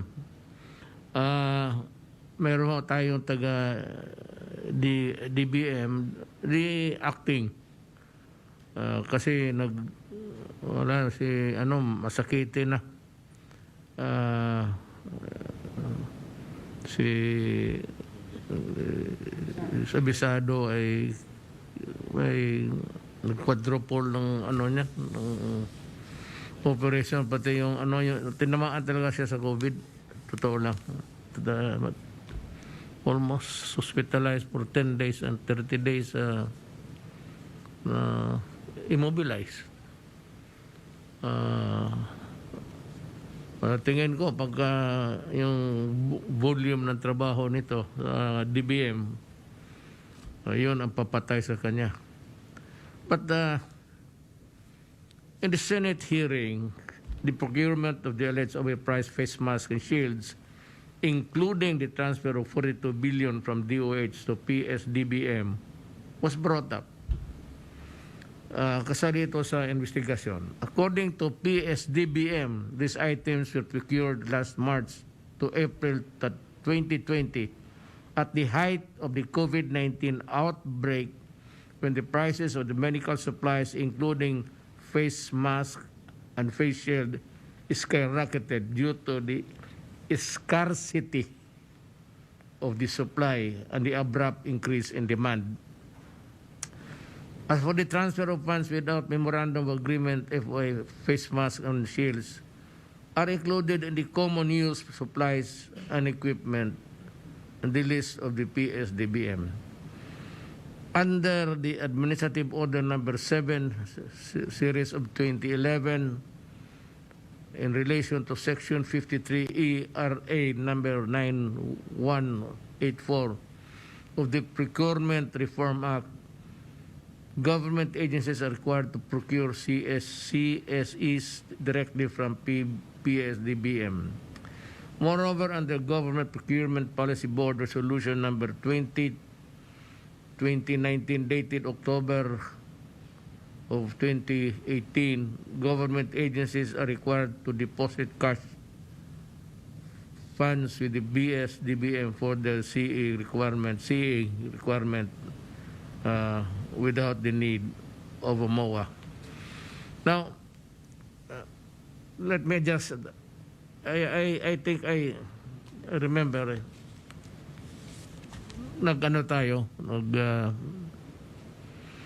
cabinet meeting tayo, pagka, right after I constituted the task force. I remember distinctly, sinabi ko kay Secretary Duque, bumili ka ng kailangan ng face mask or whatever is needed, equipments. Sabi ko, wag ka nang mag-bidding, matagal yan. Sabi ko, do it sabi mo, make it of record na utos ko. But despite of the order ko na wag ka na mag-bidding, it's pandemic, it's an emergency. Nevertheless, I knew later on that dumaan pa rin sa bidding si Secretary Duque. So, he was just being careful. Alam mo, sa totoo lang, nung pagputok nitong pandemic, walang mga face mask, walang face shields. Kaya sabi ko, maghanap ka, wag ka nang magpa-bidding. Sabi ko, diretso na kasi in an emergency. So, at that time, it's always the law of supply and demand. Kung maraming supply, mura. Kung walang supply, less demand. Supply and demand. Is there a demand? Pag greater, supply. Ganito. So, sabi ko sa kanya, huwag ka nang pabiding-biding, diretso na. So, I want to make it of record to the public and everybody that I and the cabinet knew about it. My order, sabi ko, go ahead and buy the things that you need to fight the pandemic nga eh. So, sabi ko, emergency ito. Emergency hanggang ngayon. So, just to disabuse the minds of some people about corruption. It ain't here at this time. And I suppose that you are barking at the wrong person. Then the next that we would be interested to hear is Secretary Ramon Lopez of the DTI. He might want to help us explain the pricing of the mask and the face shields at the time, at any well, at one time, at another time, it became more expensive. Then then why it became cheaper, and eventually cheapest. Why was the parang ikaw yung alam mo yung mga presyo na yun at that time? So can you kindly explain to the public why that was the case? Okay, thank you po Mr. President. Good evening sa lahat, Senator Bongo, Mr. President, at sa ating mga kasama. Naalala po natin noon nung nag-uumpisa na pong lumala ang pandemya noong March of 2020. Prior to that, we started to get more COVID cases. Pero noong March 2020 po, the President will recall that yun po yung series of cabinet meetings and the time that you also declared a lockdown. I think it was sometime March 15 of 2020 last year. Being in lockdown, isa po sa mga eventually nire-require ng government at that time was pag-umpisa na nung pagsuot ng face mask. So eventually po this has been required to the public. So we can imagine na from practically zero demand, wala namang gumagamit ng face mask nung araw, to something like millions of users of face mask nung mga panahon po na yan ng March of 2020 onwards, until, of course until now po, no? But given the huge increase in the demand, we all remember that yung demand na to, and imagine po wala pong local manufacturer niyan. Meron po isang local manufacturer sa Bataan, but it is an exporter, and all its products practically were exported. So we don't have a regular supply of face masks. If at all drugstores are just maintaining minimum inventory of face masks because it's not a regular requirement. So with the limited supply, as the President also explained earlier, and super increase, drastic increase in demand, nagkaroon po talaga ng scarcity at yung presyo po talaga nagtaasan. It was really uncontrollable simply because of the scarcity. Even us in the Department of Trade and Industry, and I know the Department of Health, the Department of Budget Management, we're trying to source also from imports at that time, I remember, because wala po tayong local supply. And even other countries are not even supplying us. Wala na ring makuha even from imports during those time of March, April, because they also needed the mask. Lumalala rin yung COVID dun sa mga iba-ibang countries na yon. So there was really a huge shortage ng mask. At nag-canvas tayo sa iba't ibang bansa at that time. So at dahil po doon ay sumobrang taas ng mask to the point na I remember may papakita ako mga charts na during the time of mga March and April, the price of mask, imagine po, yung dati pong siguro wala pang 5 piso ay naging around 28 or more, about 30 pesos per piece of a mask, no? So may I request the Secretariat to flash the chart. Abang fina-flash po yan, even nung nag-try po tayong mag-introduce at mag-umpisa ng local manufacturing, nagkaubusan din itong tela mismo, trying to source the material. Because of the huge demand worldwide, may scarcity value rin, nagtaasan din ang presyo mismo ng materyales. So kung locally magagawa na natin, mataas ang presyo. Kung bibilin din abroad, mataas na rin ang presyo because it was really a big demand po worldwide.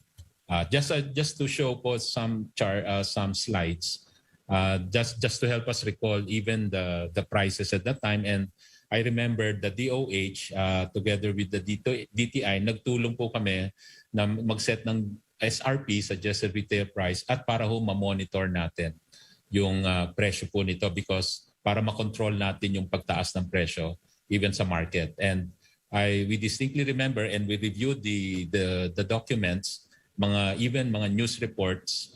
If we can flash po, the Secretariat can flash the charts, it showed po that at around March, we declared an SRP of 28 pesos per piece because the prices then were really going up even beyond 28 pesos. So at that point, 28 pesos was parang a suggested retail price, or in effect a price cap at that time.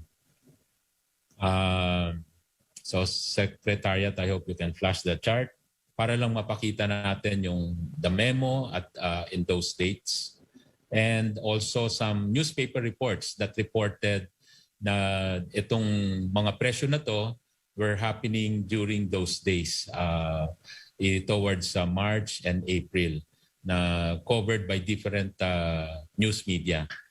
Nevertheless, anyway, kung wala pa yung slides, after that po, at that point in time, hindi pa required din yung face shield. So wala pa sa picture yung face shield. But eventually, with the advice from health experts that are helping and advising the IATF, eventually, yung isang chart, yung isang set of slides, eventually, ni-require na rin ang face shield. Ginawa pong siyang requirement. Ang una pong nag-require po noon, the other set of slides po, Secretariat, hindi yan. Ang una pong nag-require nung face shield sa transportation. There was a memorandum from the Department of Transportation, I remember, at nasa slides po natin yon. Dineclare po niyang required na ng mga tao, aside from face mask, to wear face shield para double protection, and the protection can, kung ang face mask ay about 80% protection, with the face shield magiging over 90%, 98% protection. Dali, malit yung slides. So, ito po, I think this was an article going back to the face mask. It was a Sunstar article in Cebu at about that date. Maliit lang yung chart dito, hindi ko makita, March, certain day in March, na ang presyo po ay sinasabi dito 28 pesos. So maganda rin na nabalita yan. It shows us during those dates, yan talaga ang presyuhan noon. Yan nilagyan ng SRP. The earlier chart would show a memo also from issued by the Department of Health Secretary Duque, na we set the SRP at that time at 28 pesos. Ito po yung memo na yon. Okay, followed by the news article in Sunstar and another article in I think this is an ABS-CBN, TV Patrol type of article, setting again, reporting that the SRP at that time, middle of March, was 28 pesos. Next chart. Okay, and then ito na po, pumasok na po yung requirement, the need for face shield. This is sometime August, Mr. President. This was sometime August, and we set the price of the face shield. I will just open my chart po dito dahil maliit yung chart dyan. So yung face shield po, DOH memorandum din po, this was August 14. And down below, pinabilog po natin, sinet po yung price ng face shield, 26 pesos to 50 pesos. But the following charts will show us, nagpa-price monitoring tayo at that time. Again, same reason po. From a zero demand to suddenly it is being required by almost the entire populace. Let's go to the last chart. The price monitoring that we were doing, you will see in the chart, on the last chart, that the price of price range of face shield, yung I-frame, yung ganito po, no? Yung may I-frame, nagre-range po at that time 50 pesos to 120 pesos. Yung merong foam, 30 pesos to 80 pesos, at yung helmet type ay 250 pesos to 350 pesos per piece. And then that's the reason why we had to set an SRP at that time in August. As mentioned po, that was required and set at 26 pesos to 50 pesos. Again, it's a memorandum signed by DOH. Dahil po DOH ang covered po ng DOH itong mga medical devices, and DTI helps them in the monitoring and ensuring that the retail establishment would follow the suggested retail price. But as we all know po, after that, Mr. President, nag-normalize na ang supply, nakahabol na ang sama na yung importation. We were also able to develop local manufacturers of face masks, even of face shield. And that's the reason why we have already abundant supply of face masks until now, Mr. President. So the prices now are really very low. You would say that it's less than even, I think, less than 5 pesos, anywhere between 2 pesos to 5 pesos. But these are the prices now. After nag-adjust na po yung market, yung supplier, and the same demand continues kasi it continues to be required, but at least po yung supply po natin nakahabol na. So yun po yung history na there were really days and months last year na nag-worsen talaga itong presyo. And it happens worldwide po, Mr. President. Nagkaroon po talaga ng worldwide shortage. That's all, Mr. President. Secretary Lopez, thank you for the education of everybody, for the enlightenment. I would like to call on si Ms. Tina Rose Marie Kanda, DBM. Yes, Sir, Mr. President. Ma'am, sorry. Ma'am, kamali ba dito ang DOH? Is there any mistake or is there any whatever damage to prejudice to government interest? No, Mr. President. Yes, ma'am. Go ahead. There is no mistake on the part of DOH in terms of the amount they utilized. In fact, the findings of COA was underutilization of their allotment. Pero as explained earlier po, i-explain ko din further siguro, ang nangyari po, inad yung dalawang bagay na totally unrelated. Yung isa po tinatawag natin na obligation, yung unobligated tsaka undisbursed. Magkaiba po yun. Ngayon dun ho sa transfer naman ng pondo, at that point po, pandemic yon, wala na hong pumapasok sa opisina at that time ng ECQ. So I think DOH had no recourse but to transfer the fund to PSDBM at that time.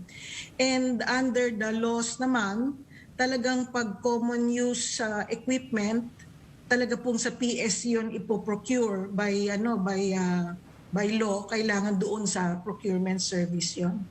Yun lang ho, kung may idagdag ka, if you have some advice to the DOH or to us, we would be happy to hear you. Pagka wala naman, then sabihin mo lang na kung ano pang maidagdag mo, then we can excuse you. Yes. Mr. President, just two things that was raised by Secretary Duque earlier about yung pong mga vaccinator at saka po yung pondo para sa doon po sa SRA. Doon ho sa SRA, pwede po natin i-release yon mula sa Miscellaneous Personnel Benefits Fund kasi allowance po yon. Ang pangalawa naman po, yung sa vaccinator, part of that, meron kaming nakitang 1.6 billion sa DOH pertaining to 2020 na na hindi nila nagamit, na handun lang naman po yon. Pwede nilang gamitin po yon. Tapos yung balanse po nung na kailangan, kasi 3.6 yata ang kailangan nila, pwede po nating kunin sa contingent fund. In fact, parang pa-forward na po, papapunta na po sa inyo para po sa approval, and siguro po hindi naman aabot ng 10 araw yon para matanggap po ng ating mga health workers yung kailangan na yun pong allowance ng vaccinator. Well, mabuti na, it's good that you mentioned about the sourcing of the funds. Yes, Kasi itong contingent fund has always been being looked with suspicion. Not Yes. only in Congress but with everybody, kasi contingent is parang malawak na parang anong gastusin mo. So these are the things that the public never really knew or know, na ito is to meet itong mga crisis na ganito. Good that we have the contingent fund because we responded to the emergency, which is really an emergency pandemic. Yes. Na sabi ko nga sana, I'd like to say it again, that my order even to Secretary Duque was to go ahead and buy without bidding. But to his maybe thinking that it would create more problems, biniding niya. So, well and good. And nandyan yan. So, ito lang para just to clear up because the people have the right to know where the money is. Yes. So, ito na yung sabi ko nga, because if we do not, actually if I did not call you to appear in public, there will always be some, hindi lang some but many, it will linger on the minds of the people that kinukurakot yung pera. And at this time, pandemic pa. Tapos malaman nila itong mga ganito na I said, conundrum of mas marunong. Mabuti marinig na nila. So, I'm happy that you joined us tonight and you can be excused. Maraming salamat po. Mr. President. Maraming pong salamat, Mr. President. Sabi nila, stricta ka daw, ma'am. Acting sabi nila, mas mabuti. The stricter you are, the better. Mas malayo tayo sa sakit ng ulo, mas malayo tayo sa kaso pag in-stricto tayo. So continue being strict and continue being the protector of the people's interest. Thank you very much. Maraming pong salamat. Opo.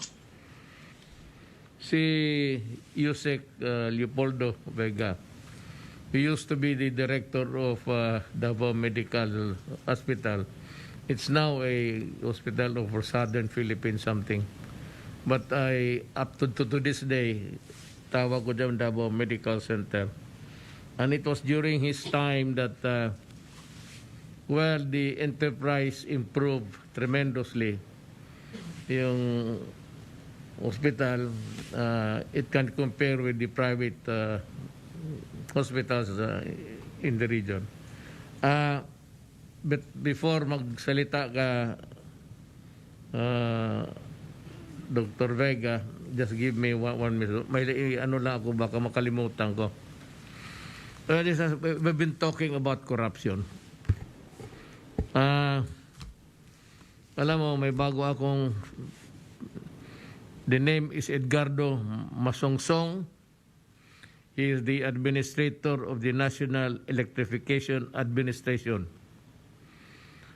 I dismissed him from public service. The Presidential Anti-Corruption Commission conducted investigation and gave its recommendation to the Office of the President, to the Office of Executive Secretary, kay Medial Dioto, to dismiss Masongsong from the service.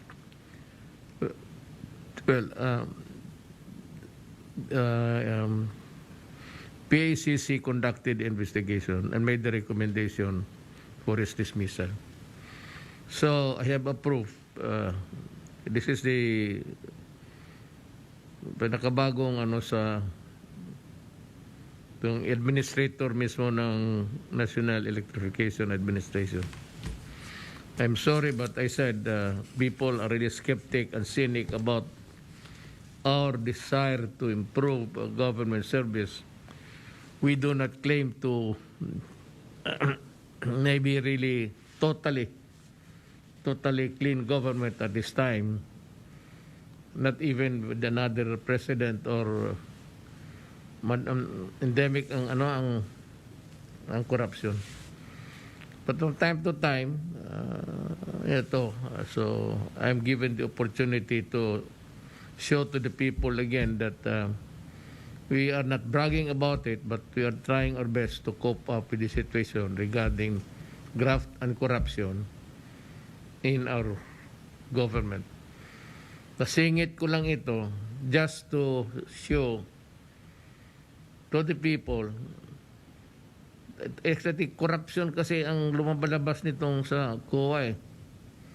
So we have to correct that perception because it will destroy the faith of the people in government. That's one. And it's very important. The people must be informed, and they must realize that we are a working government, and we do not, I said, proclaim that it is graft-free. We are trying our very best to cope up. Certainly, itong DOH, wala ito. As I've explained, I have the same experience sa COA. It's their job, I know. So, nobody's to blame. Pero yun lang sabi ko, yung dadaanan ng isang, buti lang yung kung ano, ang makita ito mga to recall, yung mga nadidemanda ng mga municipal mayor tapos ang treasurer, auditor, taga doon, mahirap. They are reduced to penury to defend their cases in the Sandigan because they have to go there. And they have to sell their soul to the devil to raise the money just to be there. I said, whenever the case is called and you are not there, you are ordered arrested. And it requires expense. Hotel. Kung hindi taga-taga ka Manila, wala kang matirahan, then you go to the lodging houses. I'm not trying to, pero they're reduced to,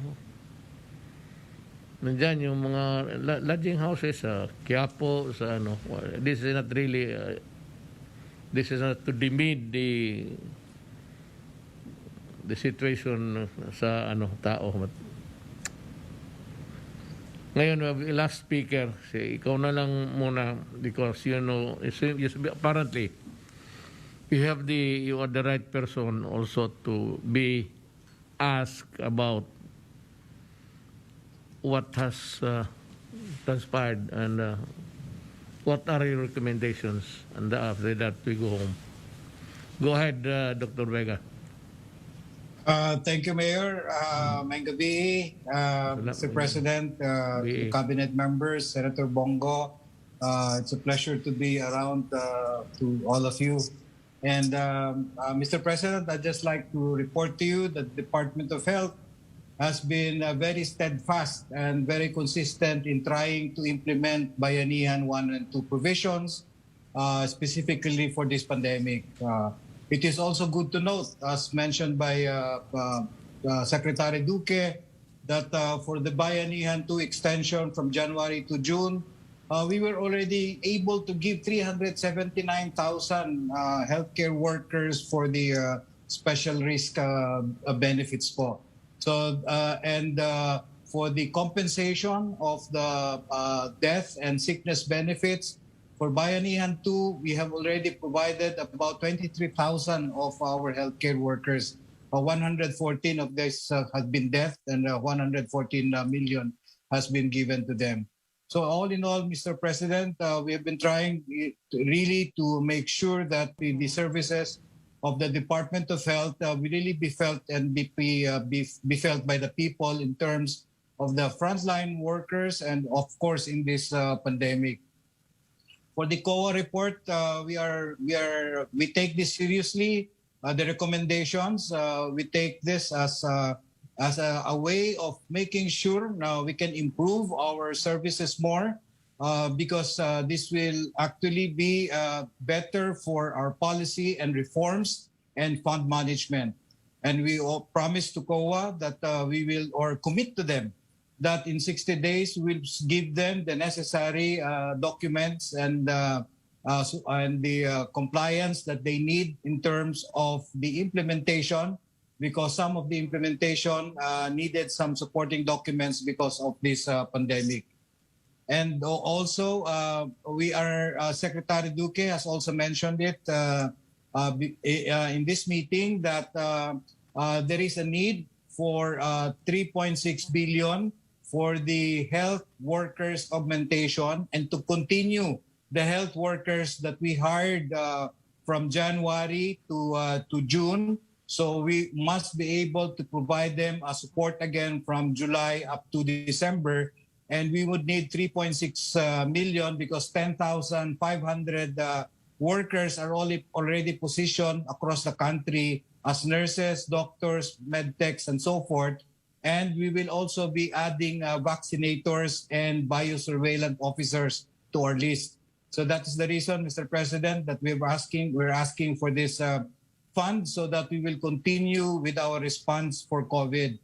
And also, we have also the Secretary Duque has also asked and requested DBM for the SRA for specifically for those private healthcare workers who are not able to receive, since some of the hospitals were not able to give their validated list to the regional office, because this is the basis for us to give the necessary allocation to the regions once they have the validated list of those healthcare workers tending to COVID patients. So we're asking them again to provide us the list. We're trying to compile this, and this would need about 300, I think 11 or 50 million to make sure that this number of health workers will be provided with the SRA has been given to their other co-workers in the health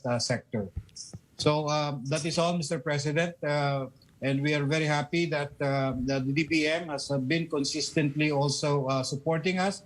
And the different agencies are all supporting us in terms of our response, because we do believe that our strategy of the PDITR, which is the prevention, detection, isolation, and treatment, is really the only strategy for this COVID-19. There's no other strategy but make sure that we are able to prevent this virus from transmission, and definitely also increase our vaccination. That's all, Mr. President. Before you go, kindly listen to me. This is why COA should be kind enough to understand the situation of the DOH and other departments of the executive department. Alam mo, it's not easy. By the way you narrated just ngayon, we are willing to pay, but you need to have the list and everything. At alam mo, you have to validate it. Ang validation niyan, so with so many thousands, you cannot just come up with a list that's the final in 1 day or 2 days na ito na yun talaga. Kasi ang validation would take, I really do not know how you do it. But I commiserate with your, if you have the shortcomings, I can understand. But ito lang ang tandaan mo. Magkalit-letse man sa buhay, we are just on track, serving the people. At yung ano lang ang kaya natin, kung ano lang ipakita natin sa tao na humanly possible. So, kung if they refuse to understand or they understand the situation, I said, give us enough elbow room to move, because it's not, what you're asking is not easy really to come out with. And secondly, yung utos ko na bayaran lahat sa mga allowances and whatever, you can source it from everywhere you want. But ito yung you can get it from my contingency fund. And that's the reason why, again, you have to explain to the people na bakit malaki yan. Others are said that I was asking for it because I will use it as a campaign Uh, wala akong kandidato. Hindi ko nga alam kung sinong tatakbo. You know, yung bagay, politika eh. But I pity them because they can never be president. If these politicians behave the way they are now, I can assure you, they can never be an administrator of a country. Kung sila yung tingin ko, they will govern miserably. May kinabukasan, ang chief of staff, ang presidente na. Yan, totoo talaga. Alam mo, you're not the only one thinking about this country. These guys on the sides are watching you also. Now, you do not allow the country to go into a downhill turmoil. We have to borrow, beg, steal. Basta maghanap ka ng pera and any deficiency, I will supply it with the contingency fund. If may naiwan pa. Pero I'm willing to share the burden doon sa funds ko, independently of what you have.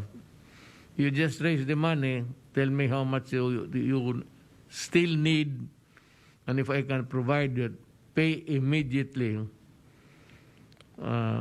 Papel lang naman yan eh. Or a phone call, the letter follows, kung ganon.